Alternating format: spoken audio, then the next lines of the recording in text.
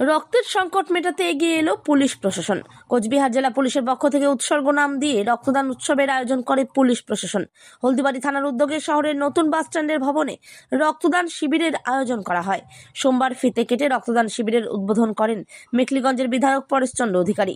তার সঙ্গে উপস্থিত ছিলেন মাথাভাঙ্গার additional SP IPS Sandip Garai, SDPO Ashish P Subba, Haldibari থানার IC কাশ্যপ রায়, হলদিবাড়ির BDO রেঞ্জি লামো শেরপা, হলদিবাড়ি পৌরসভার চেয়ারম্যান শঙ্কর কুমার দাস, বিশিষ্ট সমাজসেবী মানস রায় বসুনিয়া সহ অন্যান্য পুলিশ কর্মীরা। জলপাইগুড়ির ব্লাড ব্যাংক থেকে আগত ডক্টর তানিয়া ব্যানার্জির নেতৃত্বে একটি টিম এই রক্তদান শিবিরটি পরিচালনা করে।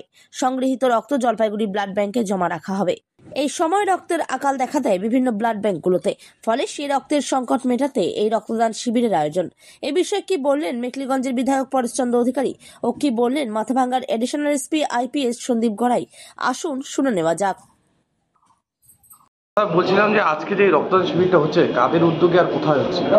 এটা আমাদের কুচবিহার জেলা পুলিশের তরফ থেকে এবং হলদিবাড়ি থানার তরফ থেকে আমরা উৎসর্গ প্রকল্পের মাধ্যমে এই রক্তদান শিবির আয়োজন করেছি, যেখানে হলদিয়ার সাধারণ মানুষ এবং আমাদের পুলিশেরও ফোর্স এবং অফিসার এখানে রক্তদান করছেন এবং আমরা আশা করছি এটা খুবই সফল হবে। স্যার, বর্তমান যুব সমাজকে কি বার্তা দেবেন? বর্তমান যুব সমাজকে এটাই বার্তা দেবো যে সমাজের যুব সমাজ হচ্ছে আমাদের সমাজের ভবিষ্যৎ, তারাই সমাজটাকে এগিয়ে নিয়ে যাবে।